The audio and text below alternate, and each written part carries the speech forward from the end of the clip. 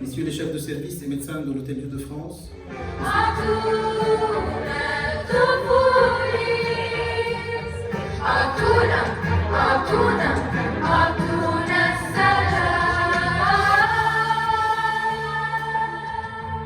un ami qui est en France, qui s'appelle Jean-Marie Méchaka. Un jour, il m'appelle en me disant, après l'explosion du 4 août, comment je peux aider le Liban.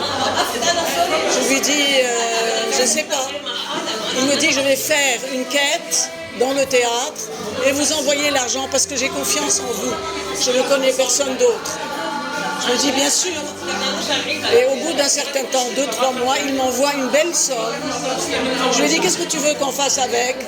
Il me dit, ce que tu veux, de la nourriture, des habits, tout ça. Je lui dis, tout ça, c'est dommage de dépenser tout cet argent. Il y a beaucoup d'associations qui donnent de la nourriture et des habits et tout ça. Je vais faire quelque chose de durable. Les enfants, c'est la partie la plus fragile et la plus faible de la population.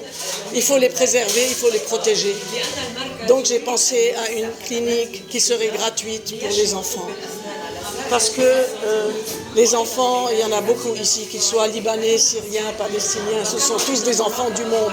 Aujourd'hui, on va inaugurer la clinique sociale de l'enfant, c'est-à-dire une clinique qui est ouverte à tout le monde. C'est pas à 100% gratuit, il faut payer peut-être quelque chose comme 5 000 ou 10 000 livres. C'est rien du tout, c'est symbolique.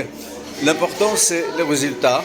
C'est qu'il y a une équipe de gens dédiés, des médecins, à plein temps. Le parrainage va être de l'UEGID, ça va être l'Hôtel-Dieu de France aussi, et ça va être aussi la Fondation Diane.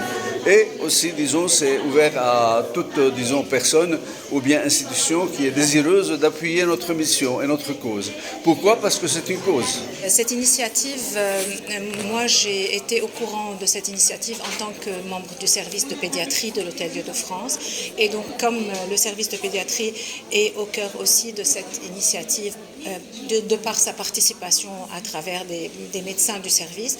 Donc nous avons été mis au courant et nous avons tous été enthousiastes à l'idée de trouver une solution à nos patients qui n'ont pas les moyens. Médecine communautaire, tout ce qui est au premier rang en contact avec les maladies de ville, avec les patients, même qui ne sont pas malades, pour le suivi régulier, les vaccins, la médecine préventive, c'est au cœur de la formation médicale. Et donc pour nos résidents, c'est très intéressant parce que ça permet aussi d'avoir une vision pratique des choses afin de voir comment ça se passe en réalité.